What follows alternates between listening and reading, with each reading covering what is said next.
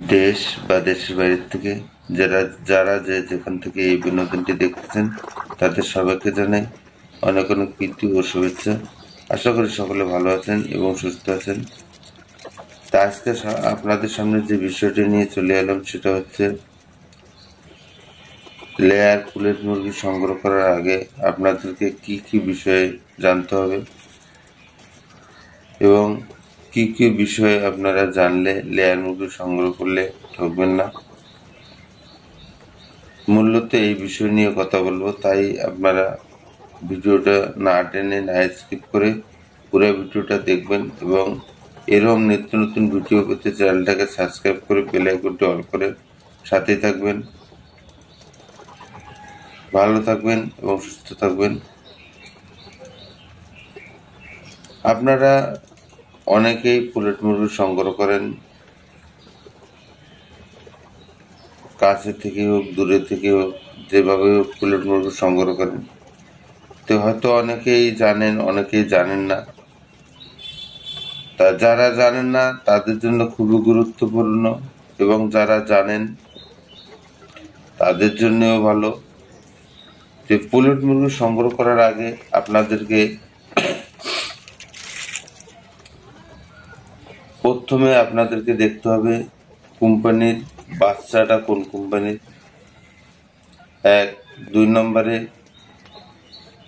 এই মুরগিটি বাচ্চাগুলো আনার পরে ব্রুডিং সঠিকভাবে করা আছে কিনা, ঘরটার আজও স্বাস্থ্যসম্মত কিনা, মুরগি পালনের জন্য সঠিক কিনা, তারপরে ভ্যাকসিন পরিপূর্ণ করতেছে কিনা, ওষুধ কিভাবে খাওয়াচ্ছে, লাইটিং শিডিউল কিভাবে মেনটেন করতেছে।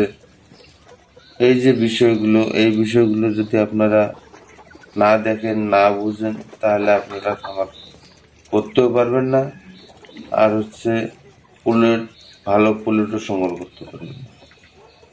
আরেকটা বিষয় সেটা হচ্ছে আপনারা অবশ্যই পুলেট সংগ্রহ করার আগে বয়স অনুপাতে ওয়েট সঠিক আছে কিনা এই জিনিসটা অবশ্যই খেয়াল রাখবেন। আরেকটা জিনিস সেটা হচ্ছে ভ্যাকসিন পরিপূর্ণ মুরগি দেখলে অনেকটা বোঝা যায় চাঞ্চল্যত এবং মুখমণ্ডল উজ্জ্বল, পায়ের নখ চকচক করবে, পায়খানাগুলো সঠিক থাকবে এবং মুরগিগুলোর চঞ্চলতা ছুটাছুটি করবে।